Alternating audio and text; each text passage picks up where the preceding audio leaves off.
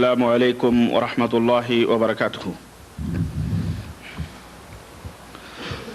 الحمد للہ نحمده ونستعینه ونستغفره ونؤمن به ونتوکل علیہ ونعوذ باللہ من شرور انفسنا ومن سیئات اعمالنا من يهده الله فلا مضل له ومن يضلله فلا هادي له ونشهد ان لا اله الا الله ونشهد أن محمدًا عبده ورسوله.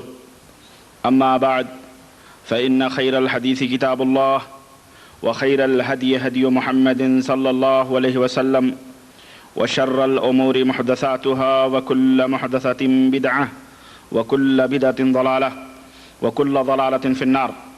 قال الله تبارك وتعالى في كلامه المجيد: أعوذ بالله السميع العليم من الشيطان الرجيم. بسم الله الرحمن الرحيم. يا أيها الذين آمنوا اتقوا الله حق تقاته ولا تموتن إلا وأنتم مسلمون. وقال تعالى في مقام آخر: وننزل من القرآن ما هو شفاء ورحمة للمؤمنين ولا يزيد الظالمين إلا خسارا. تمام قسم کی حمد و ثنا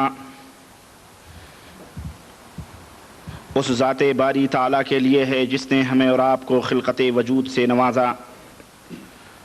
درود و سلام کے گوہر بار اس عظیم ہستی پر، اس ذات مبارکہ مطہرہ پر جن کا نام نامی اسم گرامی احمد مجتبی محمد مصطفیٰ صلی اللہ علیہ وسلم ہے۔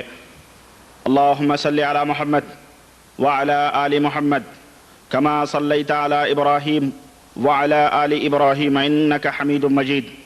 اللهم بارك على محمد وعلى آل محمد كما باركت على إبراهيم وعلى آل إبراهيم إنك حميد مجيد.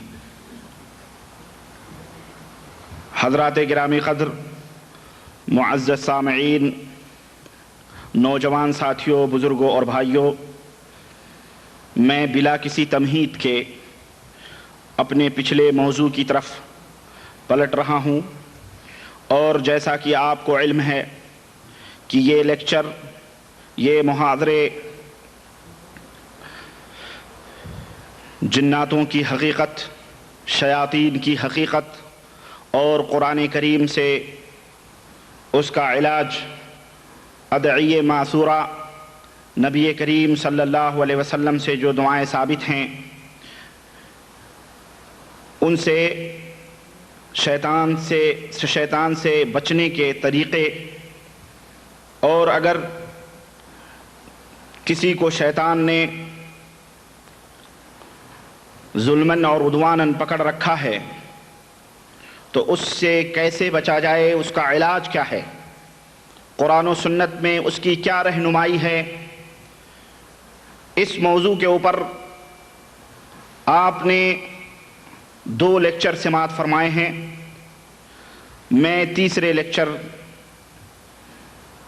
کو آپ حضرات تک پہنچا رہا ہوں۔ اللہ وحدہ لا شریک سے دعا ہے کہ اللہ تبارک و تعالی ہمیں اخلاص نیت کی توفیق عطا فرمائے اور ہمیں شیطان کے شر سے محفوظ رکھے۔ پچھلے محاضرے میں، پچھلے لیکچر میں نے آپ کے سامنے یہ بات رکھی تھی کہ شیطان کا تعلق انسان سے کس طرح سے ہوتا ہے، کس طرح سے شیطان انسان سے اس کا ربط ہوتا ہے، اس کا تعلق ہوتا ہے، اور اسی طرح سے شیطان کے کیا انسان کو بہکانے کے لیے طریقے اور انسان کو بہکانے کے لیے کیا راستے ہیں۔ میں نے کچھ باتیں آپ کے سامنے رکھی تھیں، آج میں مزید کچھ باتیں آپ حضرات کے سامنے رکھنا چاہوں گا۔ اسی طرح سے شیطان دلوں کے اندر کیسے بگاڑ پیدا کرتا ہے، اور کس طرح سے شیطان انسان کو گمراہیت، ہلاکت و تباہی کی طرف لے جاتا ہے اور پھر اس کے اوپر اپنا قبضہ جماتا ہے۔ چند باتیں میں آج کے اس لیکچر میں آپ کے سامنے رکھنا چاہتا ہوں۔ دوستو، ہم اور آپ اچھی طرح سے جانتے ہیں کہ آج ہمارے بر صغیر ہند و پاک کے اندر، بنگلہ دیش کے اندر اور دنیا کے اندر بھی بہت سارے مسلمان ہمارے بھائی بہن، بیوی، بچے، مائیں، سب اکثر و بیشتر لوگ اس بات کا شکوہ اور شکایت کرتے ہیں کہ فلاں کے اوپر شیطان کا قبضہ، فلاں کے اوپر جن کا قبضہ، فلاں کو شیطان ستا رہا ہے، فلاں کو اس طرح سے تنگ کر رہا ہے۔ میں نے آپ کے سامنے شروع میں یہ بات کہی تھی کہ انشاءاللہ تبارک و تعالی میں آپ کے سامنے ایک ایسا لاہے عمل پیش کروں گا، ایک ایسا اصول اور ضابطہ پیش کروں گا، قرآن و سنت کی روشنی میں ایک ایسا علاج پیش کروں گا کہ اگر اللہ کی توفیق سے آپ اس کے اوپر کاربند ہو گئے تو پھر شیطان، جس کی طاقت و قوت نہایت ہی کمزور ہے، شیطان جو انسان کے مقابلے میں نہایت ہی ضعیف ہے، انشاءاللہ تبارک و تعالیٰ آپ اس سے بچتے رہیں گے۔ انہی میں سے ایک چیز آئیے ہم یہ دیکھتے ہیں کہ شیطان، میں نے بتایا تھا کہ اللہ کے رسول صلی اللہ علیہ وسلم نے فرمایا کہ جب کسی کو چھینک آئے تو اسے الحمدللہ کہنا چاہیے، اور اللہ رب العزت کو یہ چھینک نہایت ہی پسند ہوتی ہے، اور جمائیاں جو ہوتی ہیں وہ اللہ وحدہ لا شریک کو ناپسند ہیں۔ اس لیے جب کسی کو جمائی آئے تو اپنے منہ کے اوپر اپنے ہاتھ کو رکھ لے اور کوشش کرے اس جمائی کو دبانے کے لیے۔ اس سلسلے میں 2 حدیثیں میں نے پیش کی تھیں۔ ایک حدیث کا مفہوم یہ تھا کہ شیطان جب آدمی منہ پھیلا کے جو ہے جمائی لیتا ہے تو وہ شیطان ہنستا ہے، اور دوسری حدیث میں نے پیش کی تھی کہ جس میں اللہ کے رسول صلی اللہ علیہ وسلم نے فرمایا کہ جب جمائی آدمی لیتا ہے شیطان اس کے منہ کے اندر داخل ہونے کی کوشش کرتا ہے یا داخل ہوتا ہے۔ شیطان سے انسان کا کس طرح سے تعلق ہوتا ہے، آئیے صحیح بخاری اور صحیح مسلم کی روایت کے حوالے سے میں یہ بات آپ کے سامنے عرض کروں۔ حضرت ابو ہریرہ رضی اللہ تعالیٰ عنہ اس حدیث کے راوی ہیں، فرماتے ہیں کہ نبی کریم صلی اللہ علیہ وسلم نے فرمایا کہ اذا استيقظ احدكم في منامه فليستنثر 3 مرات فإن الشيطان يبيت على خياشمه، کہ جب کوئی تم میں کا صبح کو بیدار ہو تو اپنے ناک کو 3 دفعہ پانی ڈال کے چھنک لے، اپنے ناک کو 3 دفعہ پانی ڈال کے صاف کر لے، اس لیے کہ اس کے خیشومے میں، یہ جو ناک کے بانسے ہیں اس کو خیشومہ کہا جاتا ہے عربی میں، اس کے اس ناک کے بانسے میں شیطان رات گزارتا ہے۔ یہ حدیث صحیح بخاری اور صحیح مسلم کے اندر ہے۔ حضرت حافظ ابن حجر جو شارح بخاری ہیں، جن کی فتح الباری ہے، وہ اس حدیث کی شرح میں ارشاد فرماتے ہیں، اور پچھلے محاضرے میں کسی بھائی نے یہ سوال بھی کیا تھا کہ جب حدیثوں سے یہ ظاہر ہے کہ یہ دعائیں پڑھ کے اگر آدمی سو جاتا ہے یا بسم اللہ کہہ کے دروازے کو بند کر دیتا ہے تو شیطان حاضر نہیں ہوتا، شیطان داخل نہیں ہوتا، تو پھر اس حدیث میں تو یہ آتا ہے کہ انسان کے ناک میں شیطان رات گزارتا ہے، تو دونوں بظاہر حدیثیں ٹکرا رہی ہیں۔ آئیے حافظ ابن حجر نے اس کی توجیہ فرمائی ہے، فرماتے ہیں کہ بظاہر تو یہ حدیث ہر سونے والے کے لیے ہے، کہ بظاہر یہ حدیث ہر سونے والے کے لیے ہے کہ اس کے ناک میں شیطان رات گزارتا ہے، لیکن اس بات کا بھی احتمال ہے کہ یہ ان لوگوں کے لیے خاص ہو کہ شیطان ان کی ناک میں رات گزارتا ہے، یہ ان لوگوں کے لیے خاص ہو جو لوگ دعائیں وغیرہ پڑھ کر کے، کوئی ذکر اذکار پڑھ کر کے نہیں سوتے، تو ان لوگوں کے ناکوں میں شیطان بیٹھ کر کے رات گزارتا ہے۔ اور جیسے کہ حضرت ابو ہریرہ رضی اللہ عنہ کی حدیث گزری ہے کہ شیطان نے کہا اگر کوئی آیت الکرسی پڑھ کے سو جائے تو وہ شیطان کے شر سے محفوظ رہتا ہے۔ اور اس بات کا بھی احتمال ہے کہ اس سے مراد اس حدیث سے یہ ہو کہ شیطان دل کے قریب نہیں ہوتا ہے۔ جو لوگ ذکر اور اذکار، دعائیں، قرآن یا جو آیت الکرسی اور جو نبی کریم صلی اللہ علیہ وسلم سے سونے کی دعائیں ثابت ہیں، جو لوگ یہ پڑھ کے سوتے ہیں تو شیطان ان کے دل سے قریب نہیں ہوتا ہے، یعنی دل میں داخل ہو کے وسوسے نہیں ڈالتا ہے، تب رہا کہ اس کی ناک میں بیٹھ کے ضرور وہ رات گزارتا ہے۔ بات سمجھ میں آ رہی؟ یہ توجیہ حافظ ابن حجر رحمت اللہ علیہ نے کی ہے. اور وہ یہ شیطان ناک کے اوپر کیوں بیٹھا ہے, ناک کے اندر بیٹھ کے کیوں رات گزارتا ہے؟ وہ موقع کی تلاش میں ہوتا ہے کہ کوئی موقع ملے اور اس کے دل کے اندر ہم داخل ہو کر کے اور اس کے دل کے اندر فساد اور بگاڑ پیدا کریں. بات سمجھ میں آئی؟ یہ ہے اس حدیث کا مفہوم. شیطان کے بڑے ہی خبیث اور بڑے ہی بھیانک پلاننگ بھی کرتا ہے شیطان, اس کے بڑے ہی خطرناک پلاننگ بھی ہوتے ہیں. چنانچہ مسند احمد میں صحیح روایت سے حضرت عبداللہ ابن مسعود سے یہ بات ثابت ہے کہ حضرت عبداللہ ابن مسعود فرماتے ہیں کہ شیطان ان لوگوں کی مجلسوں میں جو لوگ اللہ کی عبادت میں, اللہ کی بندگی میں یا اللہ کے ذکر و اذکار میں مشغول ہوتے ہیں, مثال کے طور پہ یہ مجلس بیٹھی ہوئی ہے, اللہ کا ذکر ہو رہا ہے, اس کے رسول صلی اللہ علیہ وسلم کا ذکر ہو رہا ہے, تو شیطان یہاں پر ہر ایک کے پاس آتا ہے اور یہ کوشش کرتا ہے کہ اس مجلس کو کسی طرح سے منتشر کر دے تاکہ اللہ کا ذکر نہ ہو, اس کے رسول کا ذکر نہ ہو. سب کے دلوں کے اندر وسوسے ڈالتا ہے, لیکن جب وہ راہ نہیں پاتا ہے اس مجلس کو توڑنے کے لیے تو باہر نکلتا ہے. باہر نکل کے ان لوگوں کی مجلسوں میں جاتا ہے جو دنیاوی معاملات میں, دنیاوی کاموں میں مشغول ہیں, دنیاوی مجلسوں میں گپ شپ مار رہے ہیں, تو ان کے دلوں میں جا کر کے وہ کیا کہتے ہیں فساد پیدا کرتا ہے, انہیں کسی بات کے اوپر جھگڑا کرنے پر مجبور کرتا ہے. چنانچہ وہ لوگ آپس میں لڑنے لگتے ہیں. تو یہ مجلس جو اللہ کی عبادت اور اللہ کے ذکر کے لیے مشغول ہوتی ہے, یہ مجلس اٹھ کر کے جا کے ان لوگوں کو جو ہے جھگڑے کو مٹانے اور اس کے دفاع کرنے کے لیے پہنچ جاتی ہے. اس طرح سے شیطان اپنے ہیلے میں کامیاب ہو جاتا ہے تاکہ اس مجلس کو جو بیٹھ کر کے اللہ کے ذکر اور اذکار میں مشغول ہیں, اس مجلس کو کسی طرح سے بھی منتشر کرے.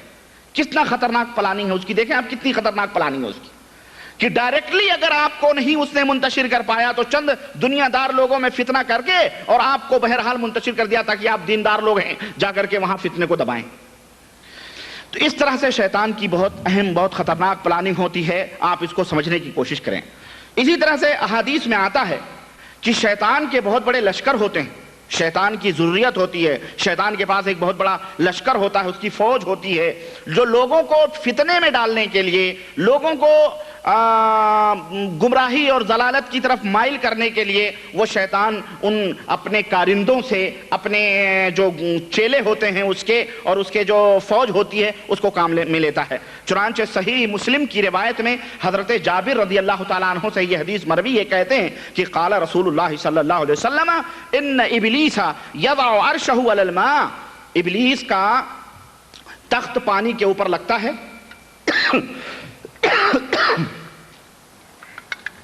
ابلیس اپنا تخت پانی کے اوپر بچھاتا ہے اور پھر اپنے اس کے جتنے بھی چیلے چاپڑ ہوتے ہیں سب اس کے پاس آتے ہیں, تو ایک ایک جھنڈ ان لوگوں کو حکم دیتا ہے کہ جاؤ اب لوگوں کو فتنے اور آزمائشوں میں مبتلا کرو.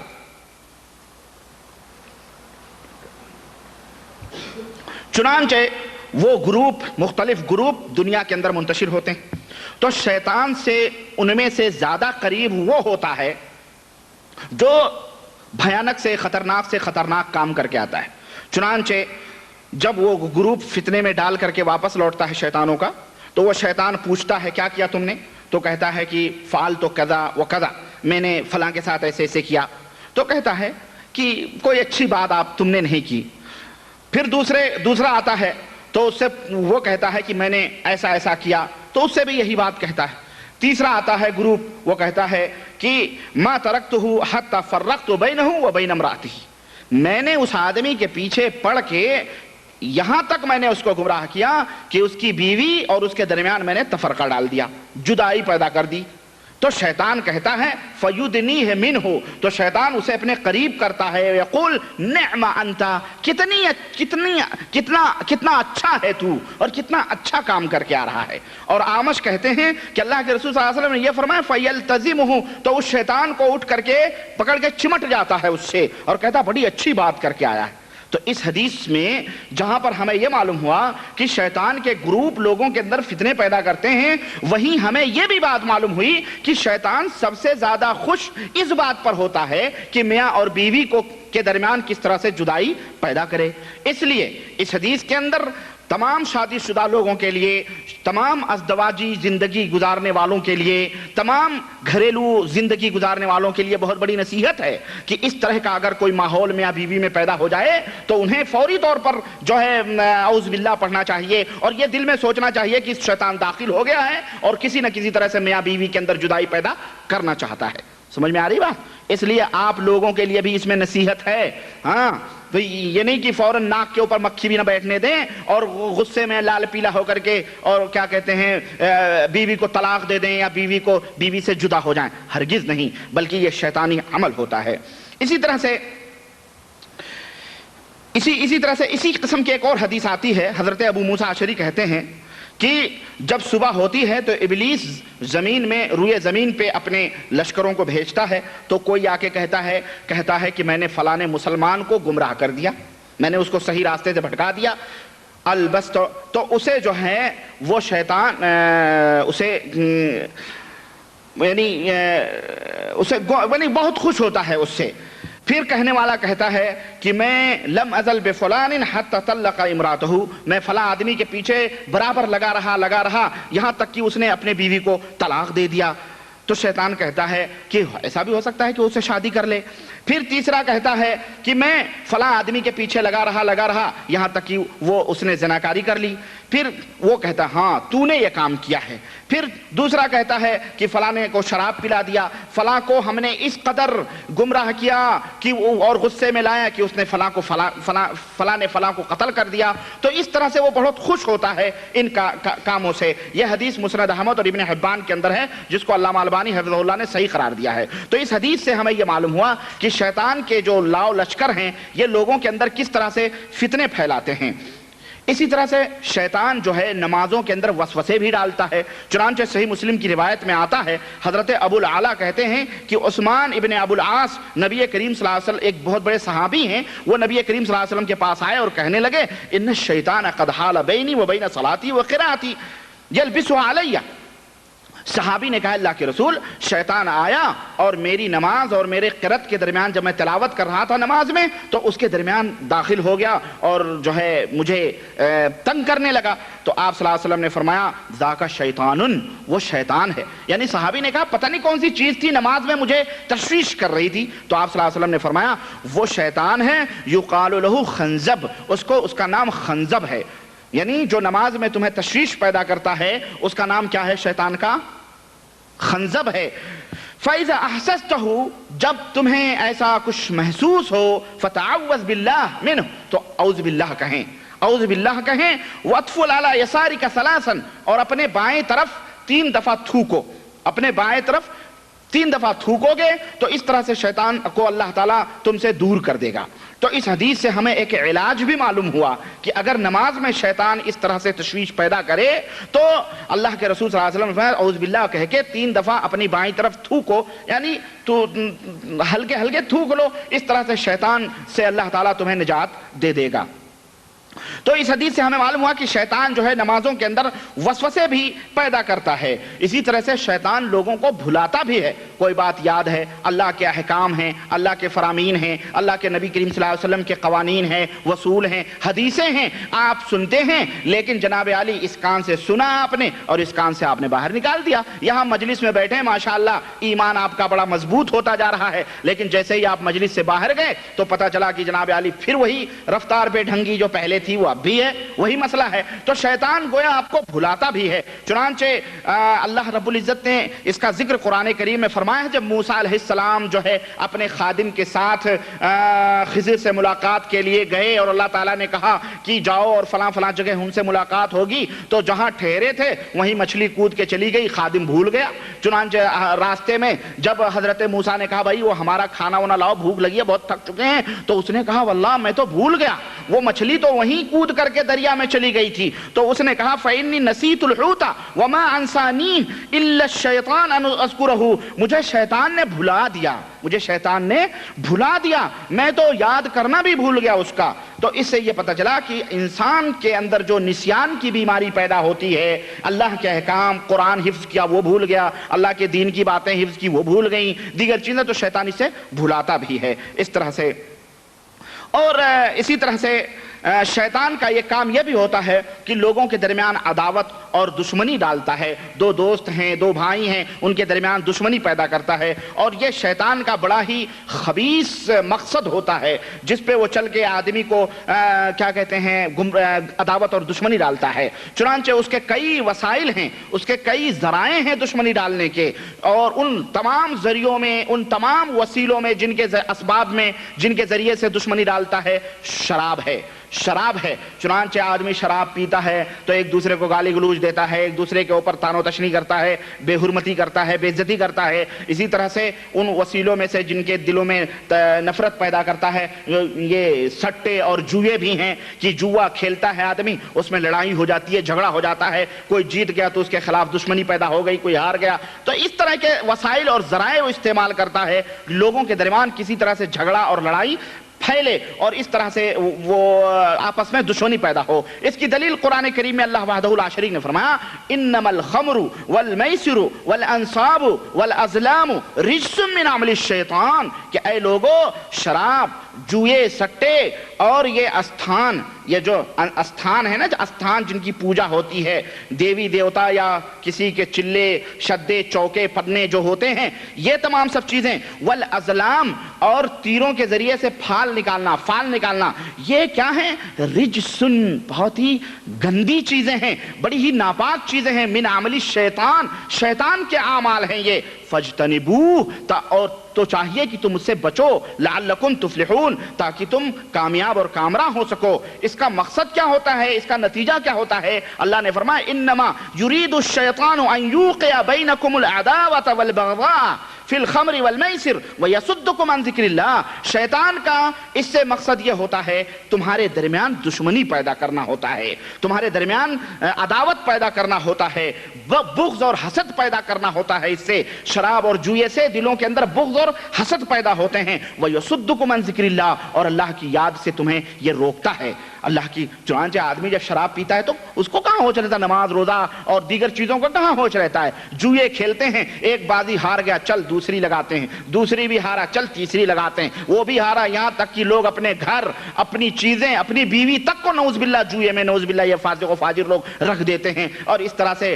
جو ہے دانت نکالے چلے آتے ہیں۔ یہاں بھی ہم نے سنا بعض لوگ جو ہے سٹے اور جوئے کھیلتے ہیں، اور جناب علی وہ پتہ نہیں تھائی لینڈ کا جوا ہے تو پتہ نہیں فلپین کا جوا ہے، کہاں سے شیطان کی آت۔ مسلمانوں اللہ سے ڈرو، اور میں نے یہاں تک سنا ہے کہ جو محنت خون پسینے کی کمائی ہوتی ہے اس کو لے جا کے نمبر نکالتے ہیں خبیث، اس طرح سے وہ زندگی برباد کر دیتے ہیں۔ مسلمانوں اس سے بچو، ورنہ وہ نیچے کا بوریا بھی تمہارا چلا جائے گا، اور اس طرح سے شیطان کا عمل ہے یہ، شیطان تمہیں ہلاک و برباد کر دے گا۔ تمہارے ماں باپ نے یہاں بھیجا ہے تاکہ تم کچھ پیسے کماؤ، اور اپنے ماں باپ، اپنے بیوی بچوں کو بھیجو، اور یہاں تم بیٹھ کر کے نمبر لگا رہے ہو، جوئے لگا رہے ہو۔ اللہ سے ڈرو، اللہ کی قسم، یہ اس ذریعے سے کمائی ہوئی رقم، اس ذریعے سے کمائی ہوئی رقم گندی ہے، پلید ہے، حرام ہے۔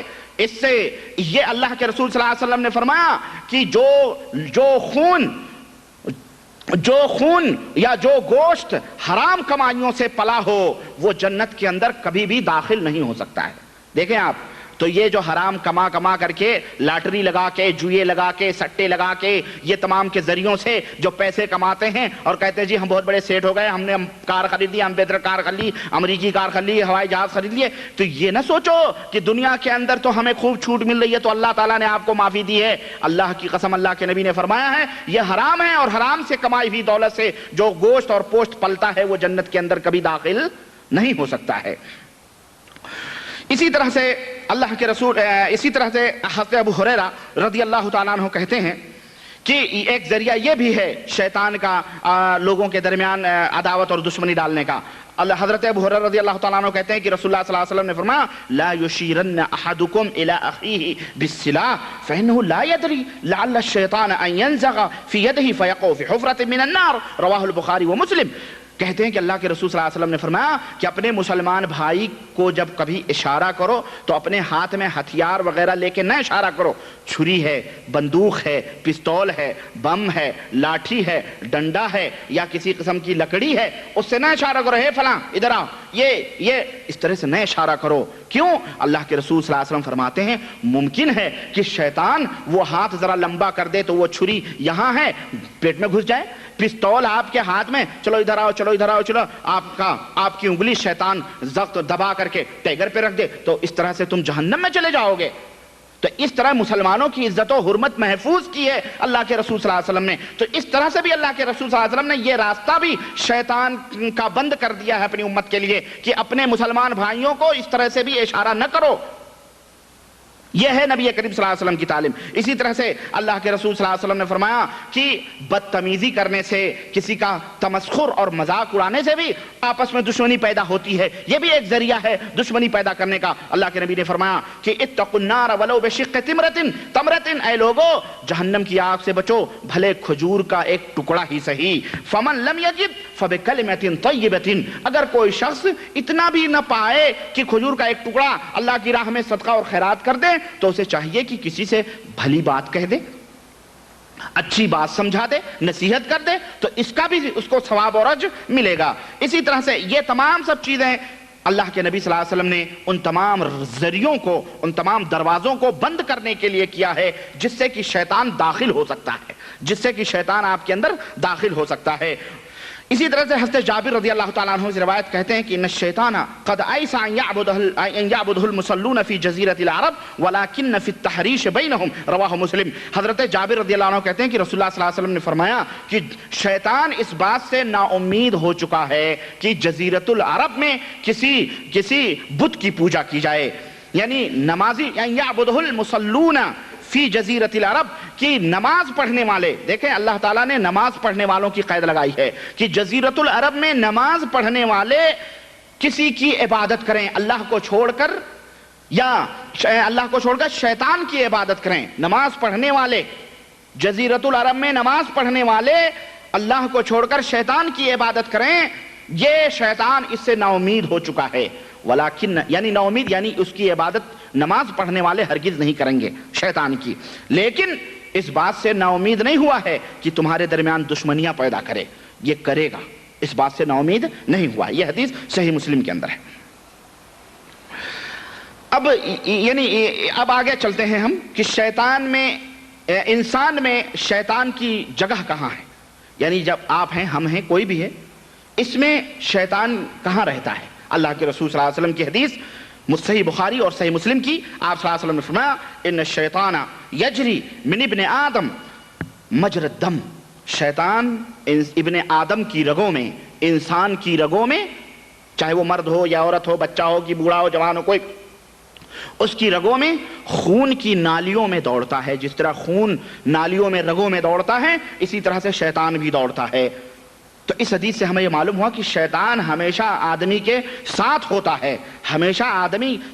اس حدیث کا ایک مفہوم تو محدثین نے یہ بھی بیان کیا ہے کہ جس طرح سے کہ انسان کی رگوں میں خون ہوتا ہے، اسی طرح سے شیطان انسان سے قریب ہوتا ہے، کیونکہ وہ ہمیشہ اس کی گھات میں، ہمیشہ اس گھات میں، اس کوشش میں ہوتا ہے کہ اس کو کس طرح سے قریب کر دیں، اس کو کس طرح سے گمراہ کر دیں، اس کو کس طرح غلط راستوں پہ ڈال دیں۔ تو کثرت تذلیل سے، یعنی اس بات کی کثرت سے کہ وہ ہمیشہ آدمی کے ساتھ ہوتا ہے، اللہ کے رسول صلی اللہ علیہ وسلم نے ایک مثال دی کہ جس طرح رگوں میں خون دوڑتا ہے، اسی طرح تمہارے ساتھ شیطان گھات میں لگا ہوا ہے۔ اسی طرح سے اس حدیث سے ہمیں معلوم ہوا کہ شیطان انسان کے اس میں ہوتا ہے، قریب ہوتا ہے، جو اسے گمراہ کرنے کی کوشش کرتا ہے۔ اور شیطان، یہاں سے یہ بھی ہمیں معلوم ہوا کہ شیطان انسان کے جسم میں داخل ہونے کی طاقت و قوت بھی رکھتا ہے، اسی لیے وہ ہمیشہ دل کی جگہ کو اختیار کرتا ہے، دل کی جگہ کو اختیار کرتا ہے۔ کیوں؟ یہ دل جو ہے یہ بہت بڑا، یعنی دل جو ہے یہ سمجھیے کہ ایک عضو کے اندر، انسانی جسم کے اندر ایک بہت ہی اہم جگہ ہے، جہاں سے ہر چیز کے فیصلے ہوتے ہیں، جہاں سے ہر چیز کام کرتی ہے، یعنی ایک سمجھے ڈینمو کی طرح یہ دل ہوتا ہے کہ وہیں سے سب چیز پیدا ہوتی ہے۔ تو شیطان دل کے اندر جگہ بناتا ہے، اس کے ذریعے سے انسان کے جتنے بھی اعضاء اور جوارے ہیں، ہاتھ پیر ناک آنکھ دماغ سب کچھ وہیں سے وہ گھماتا ہے جیسے چاہتا ہے اس کو۔ اسی لیے اللہ کے رسول صلی اللہ علیہ وسلم نے فرمایا کہ الا وان فی الجسد مضغۃ اذا صلحت صلح الجسد کلہ، آپ نے فرمایا کہ یاد رکھو تمہارے جسم کے اندر ایک گوشت کا لوتھڑا ہے، وہ درست رہے گا تو پورا جسم درست رہے گا، واذا فسدت فسد الجسد کلہ، اگر وہ خراب ہوا تو پورا جسم خراب ہو جائے گا، وہی القلب، آپ نے فرمایا وہ گوشت کا ٹکڑا جو ہے وہ دل ہے۔ اس لیے دل کے اندر شیطان جا کے داخل ہوتا ہے۔ یہ حدیث صحیح بخاری اور صحیح مسلم کے اندر ہے۔ لیکن آپ کو ایک بات میں یہاں اور بتاؤں کہ ایمان چونکہ اس کا ٹھکانہ ایمان کا دل ہوتا ہے، تو یہ دل جتنا ہی قوی ہوگا ایمان کے اعتبار سے، اس دل کے اندر جتنا ہی ایمان مضبوط ہوگا، شیطان کی طاقت و قوت اتنا ہی کمزور ہوتی چلی جائے گی، اتنی ہی کمزور ہوتی چلی جائے گی۔ اور جو یہ ایمان دل کے اندر کمزور ہوتا جائے گا، نکلتا جائے گا، کم ہوتا جائے گا، اس کے اندر نقص پیدا ہوتا جائے گا، کمی پیدا ہوتی جائے گی، تو شیطان کا دباؤ دل کے اوپر بڑھتا جائے گا۔ دلیل اس کی اللہ کے رسول صلی اللہ علیہ وسلم نے فرمایا حضرت عمر بن خطاب رضی اللہ تعالیٰ عنہ سے کہ والذی نفسی بیدہ ما لقیک الشیطان سالکا فجا الا سلک الا سلک فجا غیر فجک، صحیح بخاری اور صحیح مسلم۔ حضرت عمر رضی اللہ عنہ سے حضور نے فرمایا کہ اے عمر، تم جس گلی سے گزرتے ہو شیطان اس گلی میں راستہ ہی چھوڑ دیتا ہے تمہارا، جس بھی راستے سے گزرتے ہو شیطان اس راستے سے کترا کے گزر جاتا ہے۔ اس میں حضرت عمر کی ایک تو فضیلت ہے، دوسرے قوت ایمان کی دلیل ہے کہ حضرت عمر کتنے قوی الایمان تھے کہ وہ جس گلی سے گزرتے تھے شیطان اس گلی سے بھاگ جاتا تھا، دور ہو جاتا تھا۔ تو میرے مسلمان بھائیوں، یہ ہمارے لیے نصیحت ہے کہ ایمان کی قوت جس قدر تیز ہوگی، جس قدر مضبوط ہوگی، شیطان اسی قدر آپ سے ڈر کی وجہ سے دور بھاگے گا۔ لیکن جو دل کا ایمان جو ہے یہ کمزور ہوتا جائے گا شیطان آپ سے۔ چنانچہ جن لوگوں کو شیطان جنات پکڑتے ہیں، اگر آپ گہرائی سے ان کے گھر کا مطالعہ کریں، ان کی لائف کا مطالعہ کریں، ان کی زندگی کا مطالعہ کریں، خواہ وہ عورتیں ہوں یا مرد ہوں، تو اللہ کی قسم 99% آپ کو وہ لوگ ملیں گے جن کے دلوں کے اندر ایمان بس لا الہ الا اللہ محمد رسول اللہ ہے، لیکن ہر ایرو گیرو نتھو خیرو جمراتی شمن کے جو ہے دربار میں جا کے دامن پھیلائے ہوئے ہیں، اللہ وحدہ لا شریک سے دور ہیں، اللہ کے رسول کی دور ہیں، تعویذیں اتنی موٹی موٹی لٹکائے ہوئی ہیں اللہ کی پناہ کہ جہنم کی بیڑیوں کے بجائے دنیا میں بیڑیاں لگائے ہوئے ہیں یہ۔ اور اس طرح سے جہاں دیکھو وہیں منہ مار رہے ہیں، فلانے نے کہا ارے فلانے بابا کے پاس چلے جاؤ، ارے وہ تو فوراً تم کو پاک صاف کر دیں گے، وہاں دوڑ کے چلے گئے۔ کسی نے کہا وہ فلانے خالہ کا مزار ہے وہاں چلے جاؤ، وہاں جا کے خاک چاٹنے لگے۔ کسی نے کہا فلانے مرغا ذبح، یعنی ایمان ان کا کچھ بھی نہیں سوا بس جہاں بھی چاہا وہیں پہنچ گئے۔ تو ایسے لوگوں کے اوپر شیطان تو مسلط ہی رہتا ہے نا، تو ایسے لوگوں کو شیطان اس طرح سے مسلط کرتا ہے، ان کے اوپر مسلط ہوتا ہے۔ تو کہنے کا مطلب لیکن میں نے دیکھے ہیں ایسے لوگوں کو بھی جنہوں کے الحمدللہ جو قرآن و حدیث کے متبع ہیں، جو موحد ہیں، جو شرک سے دور رہتے ہیں، یہ درگاہی، یہ فرگاہی، یہ تادیے، یہ شدے، یہ عالم، یہ چوکے، یہ ان بدعات خرافات سے دور رہتے ہیں، ان کے بچے بغیر تعویذ گنڈے پہنے ہوئے موٹے مسنڈے ہوتے ہیں، انہیں کبھی شیطان نہیں چھوتا ہے الحمدللہ، نہ ان کے قریب آتا ہے۔ تو جس قدر ایمان گندا ہوگا شیطان کی جگہ بھی گندگی ہے، اسی قدر ایمان، اسی قدر شیطان اس کے اوپر مسلط ہوگا۔ اسی طرح سے حضرت بعض صحابہ، ایک صحابی کا بیان ہے کہ میں نبی کریم صلی اللہ علیہ وسلم کے پیچھے ایک گدھییا پہ بیٹھا ہوا تھا، ایک گدھے پہ بیٹھا ہوا تھا، تو گدھا جو تھا وہ بچکا نہیں بلکہ یعنی اس کو ٹھوکر لگی بیچارے کو، گدھے کو۔ دو آدمی تھے نا، ایک تو حضور صلی اللہ علیہ وسلم بھی بیٹھے تھے، اس کے اوپر ایک صحابی بھی بیٹھے تھے، تو گدھا تھوڑا سا مطلب اس کا پیر تھوڑا بینڈ ہو گیا یا تھوڑا سا مطلب لچک پیدا ہوئی، تو صحابی کہتے ہیں میں نے کہا تعس الشیطان، شیطان ہلاک و برباد ہو۔ فقال للنبی صلی اللہ علیہ وسلم، تو مجھ سے نبی صلی اللہ علیہ وسلم نے فرمایا لا تقل تعس الشیطان، یہ نہ کہو کہ شیطان ہلاک و برباد ہو، فإنک اذا قلت تعس الشیطان تعاظم فی نفسہ وقال صرعته بقوتی. تو اللہ کے نبی نے فرمایا جب یہ کہو گے یہ ہلاک ہو جائے شیطان، تو اللہ کے نبی نے فرمایا اس طرح سے شیطان تکبر میں آئے گا اور کہے گا دیکھو میں نے اپنی طاقت سے ان لوگوں کو نقصان پہنچا دیا، ان کو نقصان پہنچا دیا. بلکہ کیا کہو اذا قلت بسم اللہ تصاغرت الیہ نفسہ حتی یکون اصغر من ذباب. لیکن جب تم بسم اللہ کہہ دو گے تو شیطان مکھی سے بھی زیادہ حقیر اور ذلیل ہو جائے گا تمہارے سامنے. بات سمجھ میں آ رہی ہے؟ دیکھیں اللہ کے کلام میں کتنی تاثیر ہے. بسم اللہ کہہ کر کے اس طرح سے تاثیر ہے. اللہ کے نبی نے اپنے ساتھی کو سمجھایا. اس حدیث سے ہمیں جہاں ایک علاج کا پتہ چلا، دوسرے یہاں بھی ہمیں یہ معلوم ہوا کہ گدھے کی سواری یہ جائز ہے. گدھے کی سواری ہمارے ملکوں میں گدھے کو بڑا حقیر سمجھا جاتا ہے نا. کوئی آدمی اگر گدھے پہ بیٹھ کے جائے تو کہتے ہیں، اگر کوئی آدمی سے کوئی غلطی ہو گئی تو کہتے ہیں اس کو گدھے پہ بٹھا کے گھما دو ہے نہیں. تو بھائی کہتے ہیں یہ سب سے بڑی حقارت کی چیز ہے. ٹھیک ہے، لیکن اتنا معیوب نہیں ہے. ہمارے نبی جو سید العرب والعجم تھے، جو سید الثقلین تھے، انسان اور جنات بلکہ دنیا کے تمام مخلوقات کے لیے رحمت بن کر کے آئے تھے، وہ انہوں نے اس کی سواری کی ہے میرے بھائی.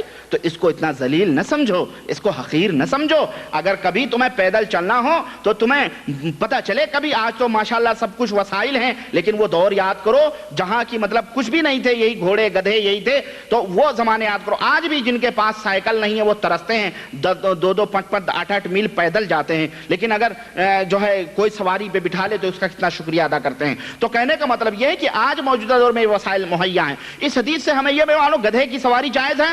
دوسرے ہمیں یہ بھی معلوم ہوا کہ ایک گدھے پہ 2 آدمی بیٹھ سکتے ہیں، جائز ہے. اس کے اوپر ظلم نہیں ہے، اس کے اوپر کوئی ظلم نہیں ہے، کیونکہ اللہ کے رسول ظلم نہیں فرماتے تھے نعوذ باللہ. تو گدھا 2 آدمیوں کی سواری کو برداشت کر سکتا ہے.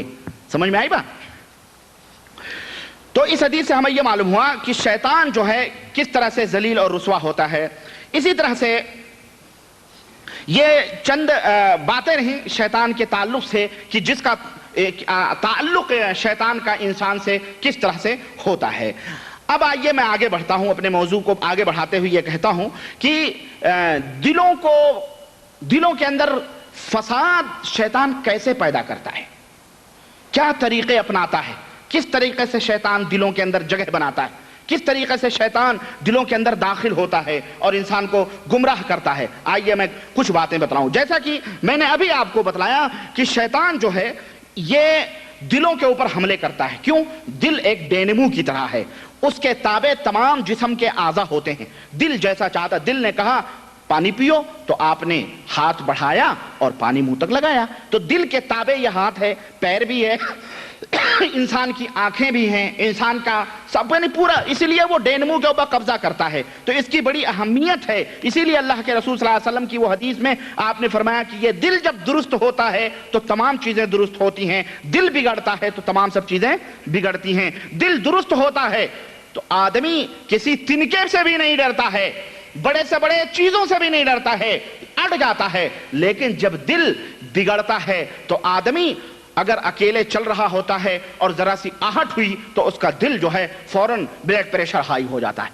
ہاں، فوری طور پر اس کا ذرا سا کچھ ہوا، اس کا دل کمزور ہے. کیوں؟ شیطان اس کے اوپر مسلط ہے. ذرا سا کچھ ہوا، بلی راستے سے گزر گئی، حاجی صاحب باہر گھر لوٹ آئے، بیگم نے پوچھا کیوں لوٹ آئے؟ کہنے لگے بلی راستے سے گزر گئی، اب تو آج کا کام ہی نہیں ہوگا. فلاں نے چھینک دیا، لو اب اس نے چھینک دیا، ہمارا یہ کام ہی نہیں ہوگا. یہ دلوں کی دل ہے، یہ ایمان کی کمزوریوں کی نشانیاں ہیں. یہ تو دل جب صحیح ہوتا ہے تو آدمی مضبوط ہوتا ہے، لیکن جب یہ دل کمزور ہوتا ہے تو اس کے اندر شیطان کا تسلط ہوتا ہے اور شیطان جیسے چاہتا ہے اس کو گمراہ کرتا ہے. اب آئیے میں بتاؤں کہ شیطان دل میں کیسے داخل ہوتا ہے.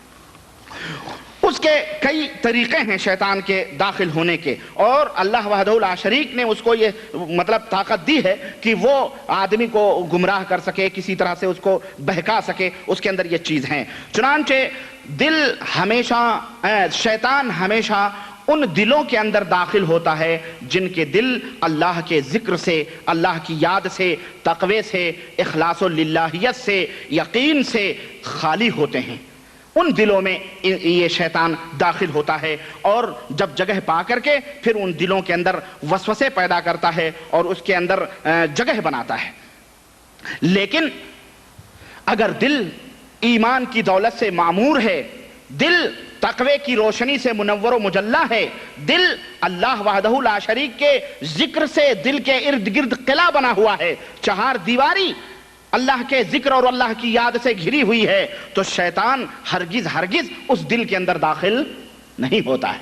تو یہ بات آپ نوٹ کر لیں کہ اسی دل کے اندر شیطان جائے گا جس کا دل اللہ کے ذکر سے، اللہ کی یاد سے، تقوی سے، اخلاص سے، للہیت سے خالی ہوتا ہے، اسی کے اندر جائے گا۔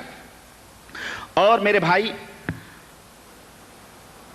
اگر یعنی اس شیطان کی مثال ایسے ہی ہے جیسے کہ ایک آدمی کے سامنے گوشت رکھا ہوا ہو لوتھڑا، تو کوئی کتا اس کو دیکھ دیکھ کر کے لپکتا ہو اور وہ اسے ہکالتا ہو، تو جب تک اس کے سامنے ہے کتا باز ہی نہیں آ رہا ہے، لپک رہا ہے اس گوشت کو لینے کے لیے، لیکن جب اس آدمی نے اس گوشت کے ٹکڑے کو اٹھا کر کے ہاتھ میں لے لیا تو کتا وہاں ٹھہرے گا؟ کتا بھاگ جائے گا، یعنی نا امید ہو جائے گا، نا امید ہو جائے گا کہ اب تو یہ آدمی خود ہی لے کے جا رہا، ہمیں ملے گا ہی نہیں۔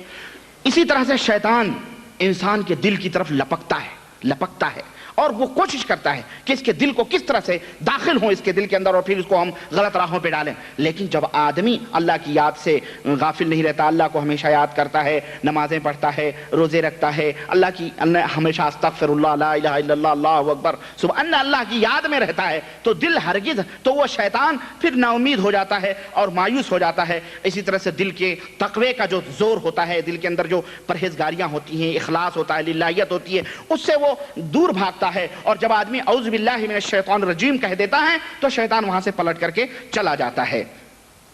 اور اس کلمہ اعوذ باللہ من الشیطان الرجیم کی بہت بڑی فضیلت ہے، یہ کہنے کے لیے مختلف احادیث اس سلسلے میں آ رہے ہیں کہ اس طرح سے شیطان دور بھاگ جاتا ہے جب کوئی بندہ اس طرح سے کہتا ہے۔ اب چلیں اب اس طرح سے شیطان میں نے بتایا کہ دل میں داخل ہونے کی کوشش کرتا ہے اور ان دلوں میں داخل ہوتا ہے، ان گھروں میں داخل ہوتا ہے جو گھر اللہ کے ذکر سے، اللہ کی یاد سے غافل ہوتے ہیں۔ اب یہ جو شیطان ہوتا ہے جب آدمی کو گمراہ کرتا ہے، آدمی کو دھوکہ دیتا ہے، آدمی کو مصیبتوں میں مبتلا کرتا ہے، تو ایک بیک نہیں مبتلا کرتا ہے بلکہ اس کے کچھ درجات ہیں، اس کے کچھ مراتب ہیں، یعنی اس کے کچھ اسٹیپ بائی اسٹیپ، یہ نہیں کہ ڈائریکٹلی طور پر آپ کو نہیں، اس کے کچھ درجات ہیں۔ اس طرح سے شیطان آدمی کو گمراہ کرتا ہے۔ آئیے سب سے پہلا درجہ کیا ہے گمراہیت کا، کہ شیطان کس طرح سے آدمی کو پہلے اسٹیپ میں کس طرح سے اس کو گمراہ کرتا ہے۔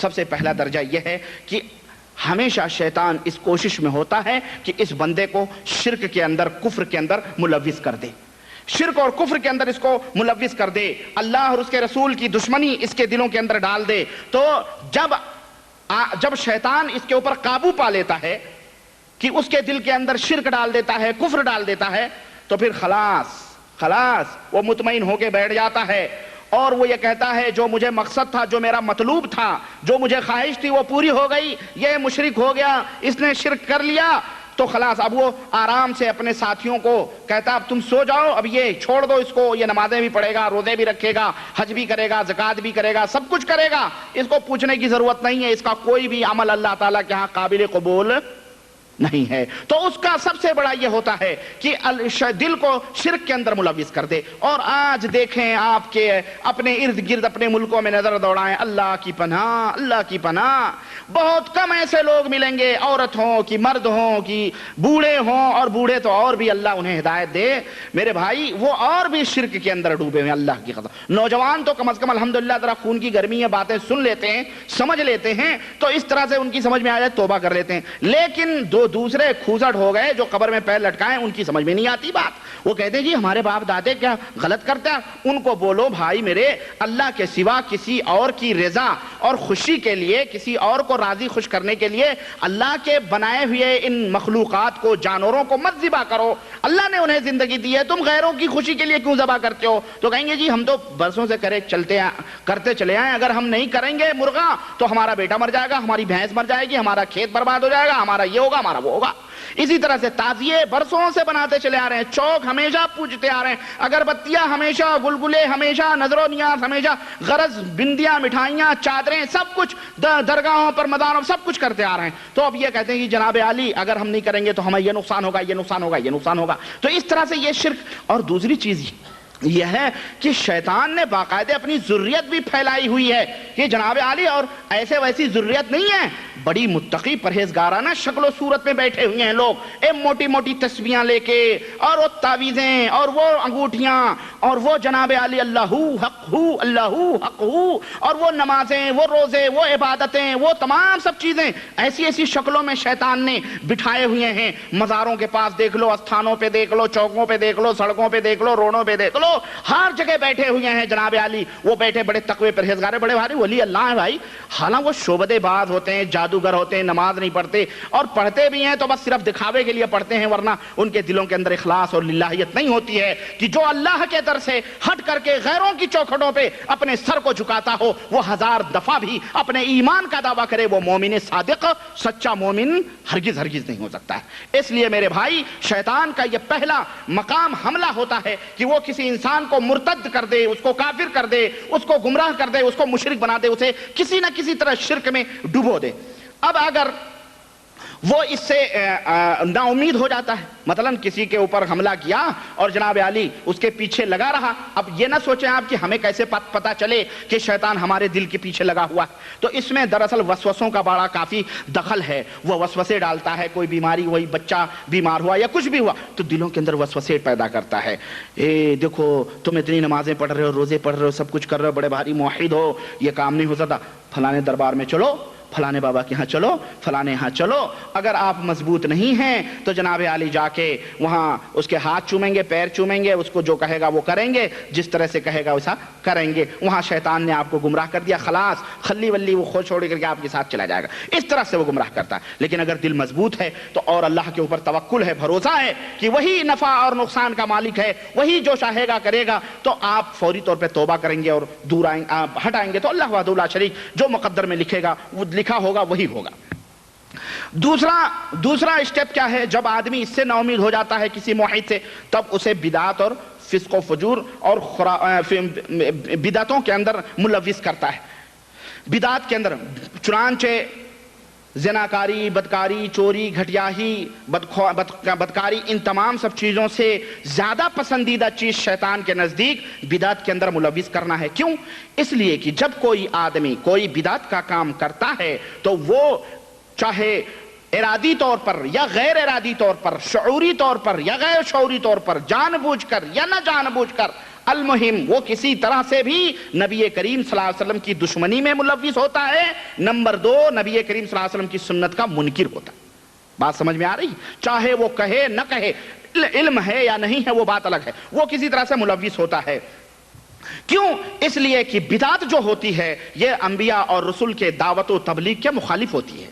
بدعت کبھی سنت نہیں ہو سکتی ہے۔ جہاں سنت ہوگی وہاں بدعت نہیں، جہاں بدعت ہوگی وہاں سنت نہیں۔ اس لیے اور دوسری چیز یہ ہے کہ یہی بدعت کفر اور شرک کا دروازہ بھی ہے۔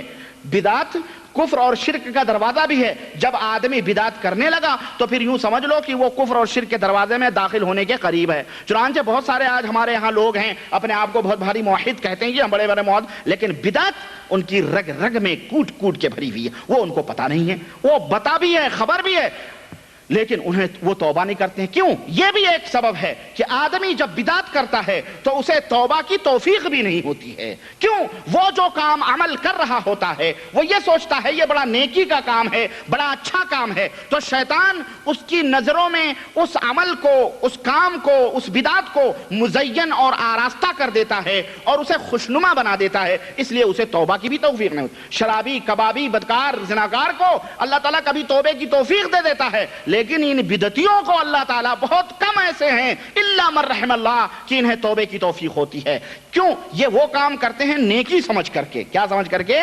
نیکی سمجھ کر کے جوتا مارتے ہیں دوستی کی آڑ میں، محبت کر کے جوتا مارتے ہیں، سمجھ رہے ہیں؟ تو یہ اس لیے ایسے لوگ کبھی سدھر نہیں سکتے جلدی۔ چنانچہ اللہ وحدہ لا شریک نے اس سلسلے میں فرمایا ہے قرآن کریم کے اندر کہ یہ لوگ وہ ہیں جن کے نظروں میں زین لہم الشیطان اعمالہم، شیطان نے ان کی نظروں میں ان کے اعمال کو مزین اور آراستہ کر دیا ہے۔ تو جب وہ شیطان کوشش کرتا ہے اس کو بدعت میں ملوث کرنے کے لیے، لیکن جب وہ عاجز آ جاتا ہے کہ چلو بھائی اس کو بدعت کہہ رہا یہ کر وہ کر یہ کر، سیجا 40واں سویم یہ وہ دنیا جو ہمارے یہاں بدعت رائج ہے میرے بھائی، وہ تو کہنے کی کیا ضرورت ہے۔ تو جب نا امید ہو جاتا ہے تو پھر کیا کرتا ہے، تو پھر اب وہ یہ سوچتا ہے اب اس کو کیسے ہم شکار کریں۔ تو تیسرے مرحلے پہ کیا آتا ہے، یعنی ساتھ نہیں چھوڑتا ہے، وہ کوئی نہ کوئی عیب میں ملوث کرتا ہے۔ تیسرے مرحلے میں آتا ہے اور وہ یہ ان کے وہ کیا کرتا ہے کہ ان کو گناہ کبیرہ کے اندر ملوث کرتا ہے۔ چل بھائی بدعت نہیں کیا ٹھیک ہے، چل زناکاری کر لے، چل بدکاری کر لے، یعنی کسی نہ کسی ناحیے سے ان کو بدکاریوں کے اندر ملوث کرنے کی کوشش کرتا ہے، اور وہ اس کے بیچارے اللہ نے اگر رحم فرمایا تو ٹھیک ہے، نہیں تو وہ اس کے شکار ہو جاتے ہیں۔ اللہ وحدہ لا شریک نے قرآن کریم میں فرمایا ان الذین یحبون ان تشیع الفاحشۃ فی الذین آمنوا لہم عذاب الیم فی الدنیا والآخرہ، وہ لوگ جو مومنوں کے اندر بدکاریوں کو، بے حیائیوں کو پھیلانا چاہتے ہیں اور اس کے لیے تگ و دو کر رہے ہیں، کوشش کر رہے ہیں، اللہ نے فرمایا ان کے لیے دنیا اور آخرت میں دردناک عذاب ہے۔ اس لیے کوئی ایسا کام، کوئی ایسا عمل زندگی کے اندر بھلے آپ بدعت سے محفوظ ہیں لیکن ایسا عمل نہ کریں جس کی وجہ سے مومنین فتنے کے اندر پڑیں، انہیں آپ ذریعہ بنیں حرام کاری بدکاری کا، اور برائی کسی بھی ذریعے سے آپ پھیلانے کی کوشش کریں۔ اللہ تعالیٰ نے دنیا میں بہت سارے حلال روزیاں رکھی ہوئی ہیں، آپ حلال روزیوں کی جستجو اور تلاش کریں۔ تو اس طرح سے شیطان جو ہے انہیں فسق و فجور کے اندر ملوث کرتا ہے، لیکن جب بندہ توبہ کر لیتا ہے تو اللہ تبارک و تعالیٰ اس کے توبے کو قبول فرما لیتا ہے، اور وہاں شیطان ذلیل اور رسوا ہو کر کے چلا جاتا ہے۔ تو آدمی جب کبھی اس طرح کی برائیوں کے اندر ملوث ہو جائے، کبیرہ گناہوں کے اندر، زناکاری بدکاری کے اندر، اللہ سے وہ فوری طور پر توبہ کر لے تو شیطان ذلیل اور رسوا ہو کے وہاں سے بھاگ جاتا ہے۔ چوتھا مرتبہ یہ ہے، چوتھا درجہ شیطان کس طرح سے داخل ہوتا ہے، وہ یہ ہے کہ جب آدمی کبیرہ گناہوں سے بھی بچ گیا تو وہ سوچتا ہے کہ اب اس کو چھوٹے چھوٹے گناہوں کے اندر ملوث کرو، تاکہ، اور ظاہر ہے کہ جب یہ چھوٹے چھوٹے گناہ جمع ہو جائیں گے تو آدمی ہلاک اور برباد ہو جائے گا۔ چنانچہ رسول اللہ صلی اللہ علیہ وسلم نے فرمایا ایاکم و محقرات الذنوب، اے لوگو چھوٹے چھوٹے گناہوں کو بھی حقیر سمجھنے سے بچو، کیونکہ یہ چھوٹے چھوٹے گناہ دلوں کے اندر فساد پیدا کرتے ہیں۔ اور ایک روایت کے اندر آتا ہے کہ اللہ کے رسول صلی اللہ علیہ وسلم فرماتے ہیں کہ آدمی جب کوئی چھوٹا بھی گناہ کرتا ہے تو اس کے دل کے اندر ایک دھبا پڑ جاتا ہے، لیکن جب توبہ کرتا ہے اللہ تعالیٰ سے تو پھر اس کا دل آئینے کی طرح صاف ہو جاتا ہے۔ لیکن اگر وہ توبہ نہیں کرتا ہے تو وہ دھبا پھر دوسرا گناہ، تیسرا گناہ، چوتھا گناہ، اس طرح کر کر کے وہ پورا دل اس کا سیاہ ہو جاتا ہے۔ اس لیے کبھی اس طرح کے گناہ بھی سرزد ہوں تو اللہ وحدہ لا شریک سے فوری طور پر توبہ کرتا ہے، توبہ کرنا چاہیے۔ یہ تو ہو گیا چھوٹے چھوٹے گناہوں کے اندر ملوث کرنا۔ شیطان ایک اور درجہ ہے گمراہ کرنے کا، وہ کیا ہے؟ وہ یہ ہے کہ ایسے کاموں میں آپ کو پھنسا دیتا ہے، آپ کا دل ایسے کاموں میں لگا دیتا ہے جو اہم کام ہیں، وہ چھڑوا کے ایسے کاموں میں لگا دیتا ہے جس میں کوئی ثواب وغیرہ نہیں ہے۔ یعنی آپ کے ذہن اور دماغ میں یہ تصور بٹھا دیتا ہے کہ یہ چھوٹے چھوٹے کام ہیں، یہ بہت بڑے ہیں، اگر یہ ضائع ہو گئے تو سمجھو سب ضائع ہو جائیں گے، اس طرح کا تصور بٹھا دیتا ہے۔ حالانکہ وہ جائز ہیں لیکن وہ چھوٹے چھوٹے کاموں میں آپ کو مشغول کر دیتا ہے، مباح ہیں، جیسے سونا، آدمی نیند لینا یہ جائز ہے، لیکن ایک آدمی صبح سوئے تو 12 بجے اٹھے، ایک آدمی رات کو مغرب کے ٹائم سوئے تو جناب عالی وہ 9 بجے اٹھے۔ سونا جائز ہے، حلال ہے، حرام نہیں ہے، لیکن آدمی جب اس کثرت کے ساتھ سوئے گا تو کب اللہ کو یاد کرے گا؟ بھلے وہ نماز پڑھتا ہے، متقی ہے، موحد ہے، بدعتی نہیں ہے، کبیرہ گناہوں سے بچتا ہے، چھوٹے گناہوں سے بھی بچتا ہے، لیکن حلال کاموں میں، مباح کاموں میں بھی اس کو کثرت نوم، اسی طرح سے زیادہ کھانا کھانا، یہ بھی شیطانی عمل ہے۔ ہاں دیکھ کر کے فوری طور پر ٹوٹ پڑنا جانوروں کی طرح کھانوں کے اوپر جائز ہے. اسی طرح لباس، کپڑے، جوتے، شوق اور اسی تزئین اور آرائش کے اندر وہ پھنسا رہتا ہے ہمیشہ. اچھے سے چکھاؤ، اچھے سے پہنو، اچھے سے اسی کے اندر وہ پھنسا رہتا ہے. ٹھیک ہے وہ موحد ہے، سب کچھ ہے، لیکن اس طرح بھی شیطان اس کے دلوں کے اوپر حملے کر کے اس کے اندر اس کو مشغول رکھتا ہے اور اس طرح سے آدمی جو ہے آدمی کے اوپر وہ اپنا تسلط جمانے کی کوشش کرتا ہے. چھٹا درجہ گمراہ کرنے کا اس کا یہ بھی ہوتا ہے کہ کوئی کام افضل ہے اور کوئی کام غیر افضل ہے.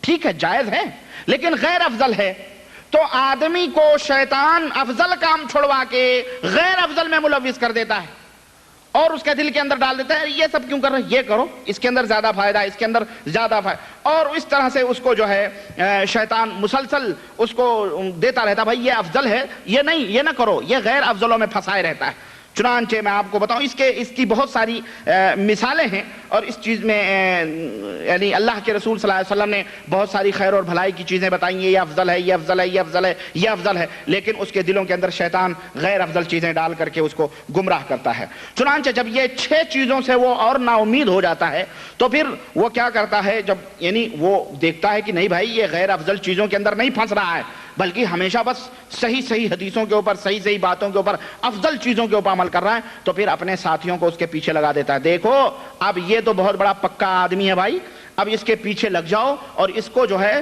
کوئی نہ کسی طرح سے اس کو گمراہ کرنے کی کوشش کرو. اس میں انسانوں کو بھی لگا دیتا ہے، اس کے پیچھے شیطانوں کو بھی لگا دیتا ہے. اور شیطان جو ہوتے ہیں جیسا کہ میں نے بتایا ہے کہ یہ انسانوں میں بھی ہوتے ہیں، جناتوں کے اندر بھی ہوتے ہیں. چنانچہ جب آدمی اس طرح کا موحد ہو جاتا ہے، متبع سنت ہو جاتا ہے، کبیرہ گناہوں سے بچنے لگتا ہے، چھوٹے گناہ بھی نہیں کرتا ہے، اسی طرح سے اچھی اعمال جو نبی کریم صلی اللہ علیہ وسلم سے افضل اعمال ہیں ان کے اوپر عمل کرتا ہے، اور کثرت زیادہ سوتا ہوتا بھی نہیں، نہ زیادہ کھاتا ہے، یعنی جائز چیزوں میں بھی وہ اقتصاد درمیانہ روی اختیار کرتا ہے، تو پھر شیطان انسانوں کو بھی اس کے پیچھے لگا دیتا ہے، انسانوں کو بھی پیچھے لگا، ارے بھائی یہ تو بہت بڑا ملا ہو گیا، یہ تو بہت بڑی متقی اور پرہیزگار ہو گیا یہ تو، اور اس کے پیچھے لگا دیتا ہے. پھر اس کا مذاق اڑایا جاتا ہے، اس کے پیچھے اس سے کہتے ہیں جی یہ تو اتنی لمبی داڑھیوں کے مذاق کے پیچھے لگتے ہیں. اسی طرح سے جناب علی اس کے نمازوں، کیا جب دیکھو مسجد کے اندر گھسے رہتے ہو، جب دیکھو اللہ ہی رسول کی بات کرتے رہتے ہو، یہ کوئی بات ہے بھائی،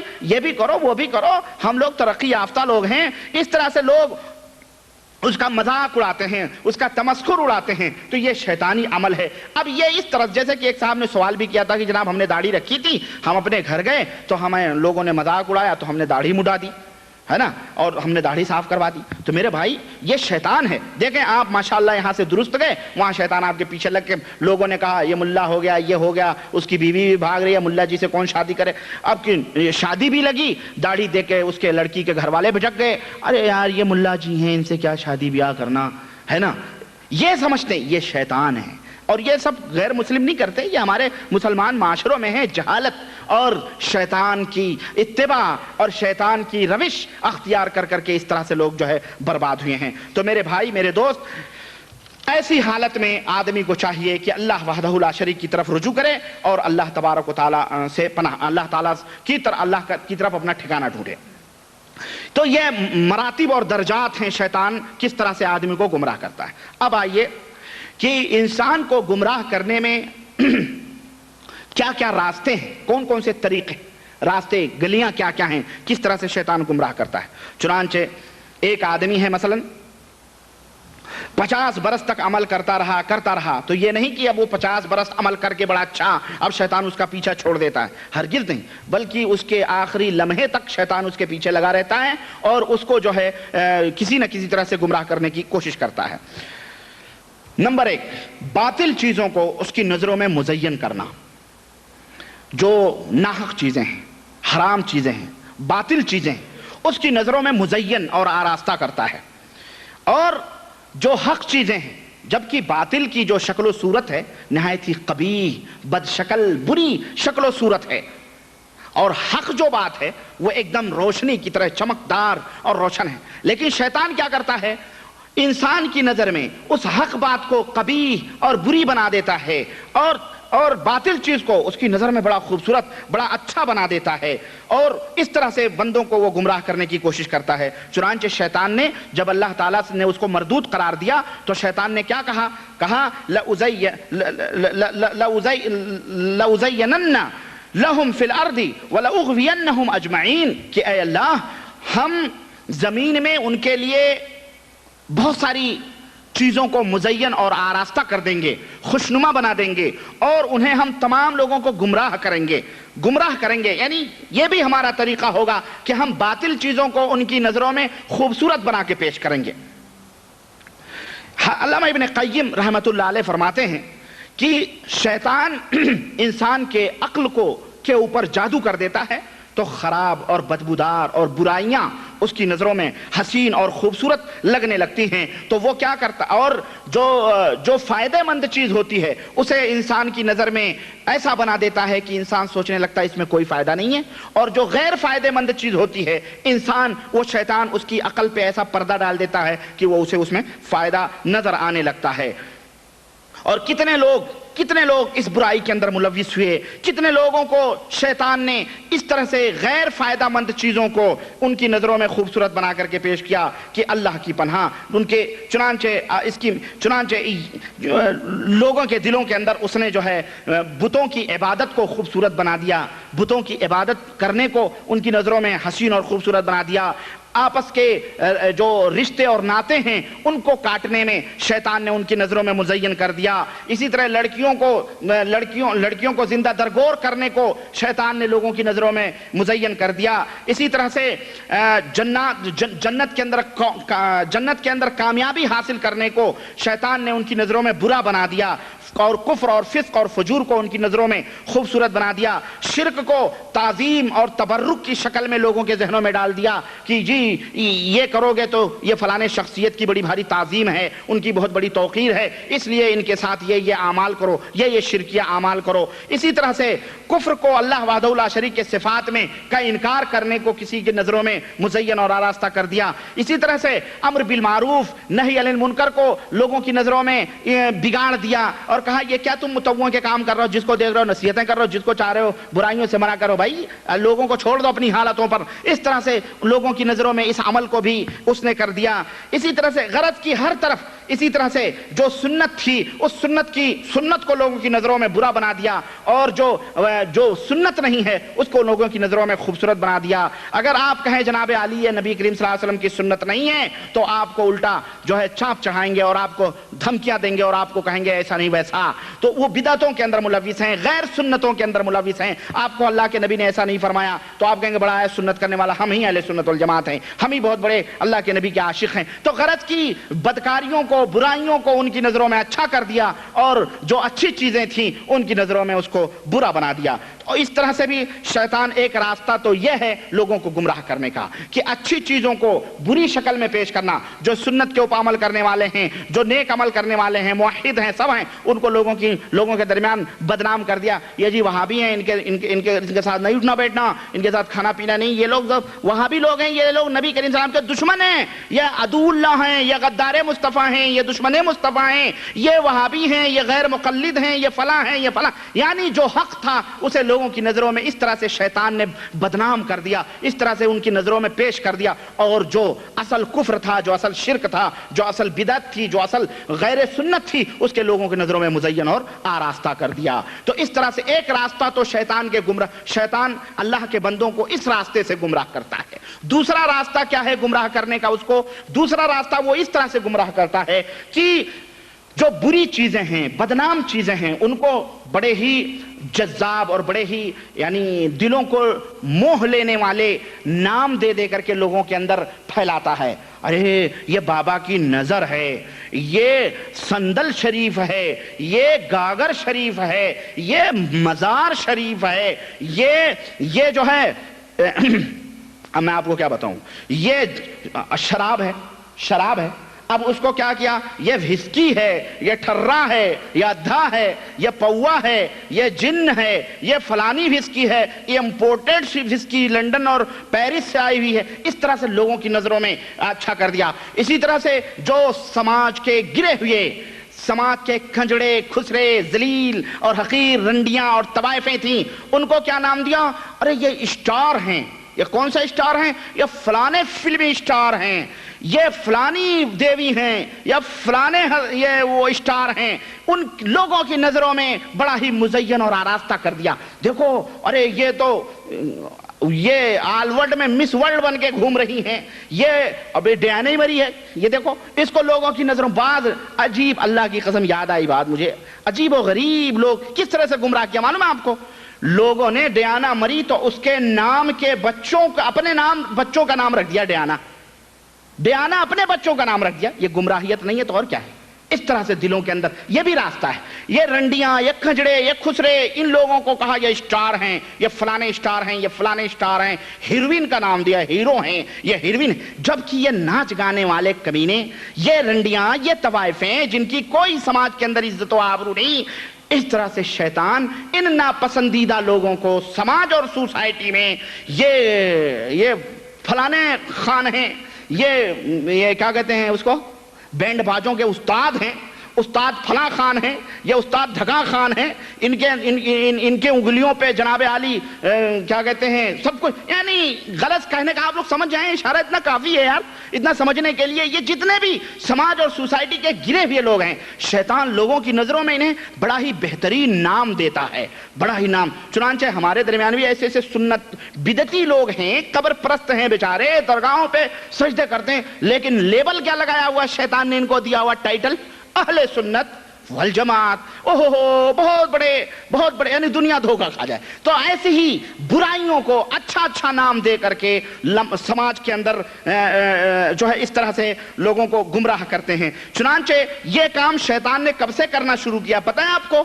آپ کہو گے جناب ہو سکتا ہے آپ ادھر ادھر کی مار رہے ہو، لائیں قرآن کریم میں شیطان نے سب سے بہترین نام دیا ہے ایک چیز کو۔ چنانچہ حضرت بابا آدم علیہ السلام اور حضرت مائی حوا جب جنت میں تھیں تو اللہ تعالیٰ نے کیا کہا تھا؟ دیکھنا یہ درخت حرام ہے، یہ درخت کیا ہے؟ حرام ہے، اس درخت کے پیچھے نہ پڑنا، اس درخت کے قریب نہ جانا۔ شیطان آیا تو کیا کہا معلوم ہے؟ کہتا ہے ہل ادلک علی شجرۃ الخلد وملک لا یبلی۔ آدم کیا میں تمہیں ایک ایسے درخت کیا تجھے میں ایک ایسا درخت نہ بتلاؤں جو ہمیشہ جنتی درخت ہے، جنتی درخت ہے، وہ ملک لا یبلی، اور ایسی حکومت کے بارے میں تجھے نہ بتاؤں جو کبھی پرانی ہونے والی نہیں ہے۔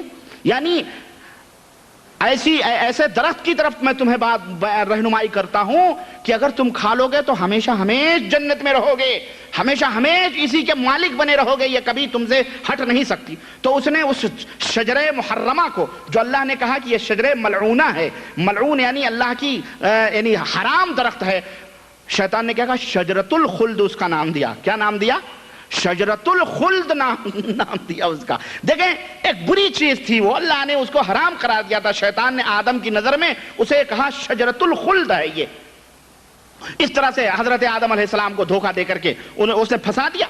اسی طرح سے اور بہت ساری چیزیں ہیں جو چنانچہ آج بے پردگی کو لوگوں نے کہا ارے یہ عورت پردے میں رہتی ہے، ارے انسانوں کا ایک بہت بڑا طبقہ ترقی سے پردے کی وجہ سے رکا ہوا ہے، یہ دقیانوسیت ہے، یہ کیا پردہ، ارے نکلو پردوں سے، آزادی زندگی حاصل کرو، آزاد گھومو روڈوں کے اوپر۔ جانتے ہیں یہ کون لوگ ہیں آزادی کی طرف اور یہ ہمارے گھروں کی عورتیں، اللہ انہیں ہدایت دے، ہماری بہنوں کو ہماری ماؤں کو ان کو سمجھنا چاہیے، یہ تیری عصمت اور تیری عزت و آبرو کی چادر کو چوراہوں کے اوپر نیلام کرنے والے شیطان ہیں، جو اپنی ہوس اور اپنی شہوت کو بجھانا چاہتے ہیں، تجھے بے پردہ لا کر کے تجھ سے کام کروانا چاہتے ہیں، تو گھروں میں بیٹھ کے ملکہ بنی رہے، وہ ان کو گوارا نہیں ہے، یہ خود بزدل ہجڑے ہو چکے ہیں، اب کام کرتے کرتے ان کی کمریں درد کرنے لگی ہیں، تو انہوں نے سوچا عورتوں کو بھی سنوارا لیا جائے، تو مرد فیکٹری کے اندر پس رہا ہے، عورت جا کر کے کسی